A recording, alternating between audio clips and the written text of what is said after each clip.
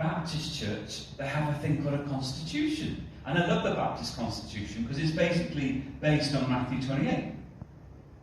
So we've got the Great Commission in the roots of the denomination. We've got the Great Commission in the roots of the constitution of every single Baptist church. Whether they realise it or want to actually acknowledge it is another thing. No disrespect to any other Baptist churches. But the point is, it's in our DNA to reach people for Jesus. So, to say that Sandy Hill is an epicentre or a mission base, absolutely.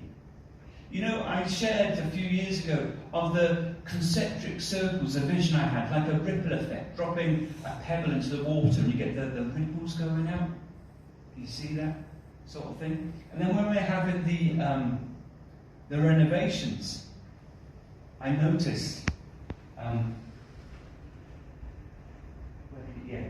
these on the pulpit are these ripples going out. And I'm thinking, gosh, it's everywhere. Even in the Peninsula papers this month, come to the door yesterday. Okay, I know it's talking about avian flu, bird flu, which is not good, right? But Kingston Farm up the road is the epicentre, right? I know it's a bad epicentre, right? I'm just saying. But in the Peninsula papers, they've got a map of the local area.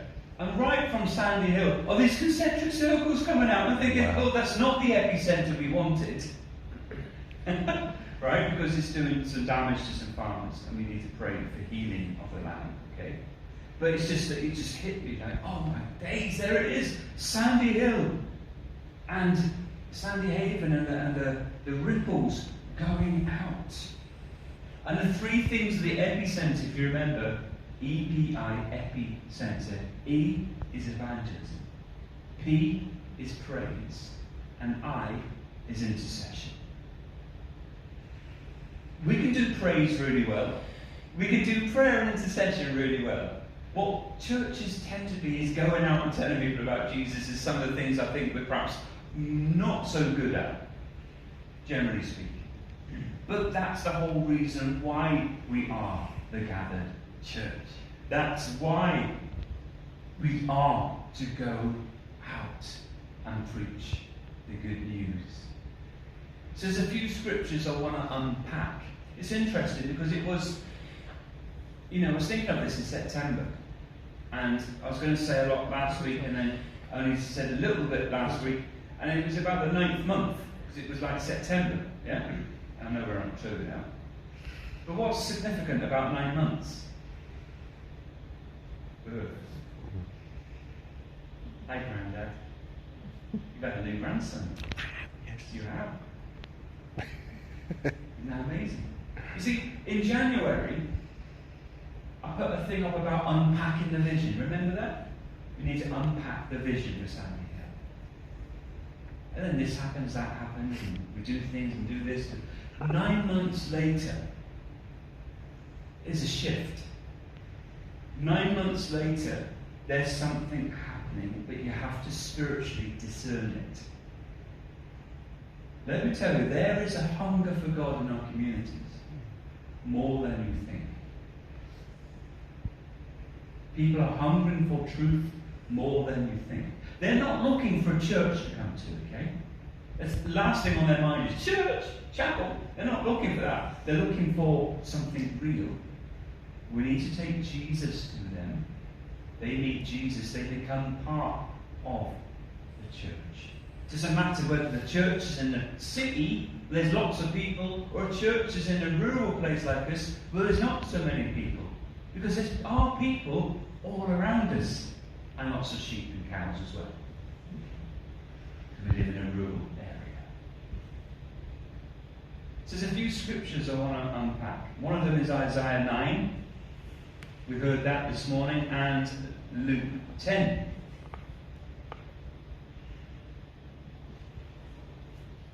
People are walking in gloom. People, generally, without Jesus, they're walking in gloom.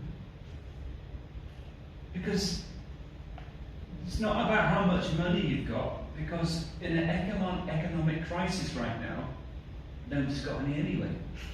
So you can't trust that anymore, can you? Can't trust wealth anymore. People are really worrying about money and cost of living. Everything seems to be going up. There's crisis in the nation. Yet we belong as Christians to the unshakable kingdom. And as we've seen, part of the Great Commission is to say, and the kingdom of heaven is near. We are proclaiming the King and the kingdom. That's why our message is unshakable. And this is why this message is needed in our villages, in our towns, and in our nation. Let's just go remind ourselves of what Malcolm read to us earlier on. Luke. Let's go to Luke 10. Let's start there. Luke 10. Jesus appointed 70 others and sent them out 2 by 2 before his face into every city and place where he himself was about to go. Jesus had a plan. He knew he was on a journey to the cross. Jesus, you see in Luke this phrase, and I've mentioned it before, Jesus set himself to go to Jerusalem. Jesus set his face to go towards Jerusalem. He knew he was headed to the cross, but he was resolute in his call. He knew no matter what, he was facing the cross, but he remained 110% committed to that mission. Can we be 110% committed to the mission of God? He says, I'm going to send you out into every city and place where he himself was about to go. Jesus has a plan. What about us? What about our neighbours? Okay, we might not have a city near us. We've got a town, we've got a people. There's probably an estate. There might be a business, there might be a shop where there's people gathered. There might be a social club or a pub, a school, hospital, an area. It could be farmers. It could be children. It could be a care home or a nursing home, doctor's surgery. There are places all around us. But he knew, Jesus knew where he was about to go. What did he do? He sent people ahead of him. Jesus is coming soon, right? He's sending you and me ahead of him. John the Baptist, he was a good Baptist, his name was John. But he was a forerunner for Jesus. God's looking for that forerunner spirit, where we can say, do you know what? The King is coming. We've got to demonstrate the kingdom and proclaim the King and the kingdom. So what did they do? Well, Jesus said to them, the harvest truly is great. Stop there.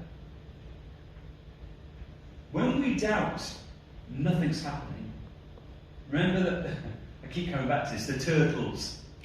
The mother turtle, nothing's happening. She lays her eggs on the beach, goes back into the water, nothing seems to be happening. All the other turtles are going, no signs of life yet. But in the night, all of a sudden, there's that quaking. Oh, we're not going to do that again. There's a whole lot of shaking going on. If you're there to read, you know what I mean. You know what happened. But there was hatching, and there was activity. And suddenly, there's a harvest of baby turtles, and they're waddling their way down to the sea. But there was the scavengers, the seagulls, trying to pick a few off.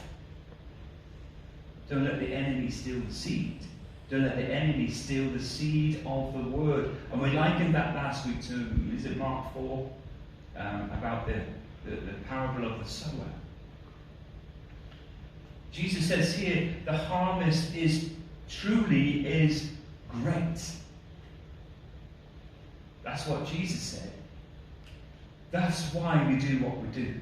That's why we pray for our community, because the harvest is going to be great. That's why we do simple things like Trial and Imagine Heaven course or Alpha, because the harvest is going to be great. That's why we accidentally on purpose go for walks in our village. Accidentally on purpose meeting people along the way. Because the harvest is going to be great. That's why we put newsletters through doors. That's why we post on Facebook and social media. Because the harvest is going to be great. But, Jesus said, the labourers are few. Well, if the harvest is great and they all getting saved, the labourers wouldn't be few. I always thought that. Think, hang on a minute. But he's saying, no, this is like a first fruits harvest. This is going to be an amazing harvest. A brand new thing is going to do. But I believe we're going to have a lot of labourers. A lot of labourers. But you know what? That's you and me. We're all labourers, whether you like it or not.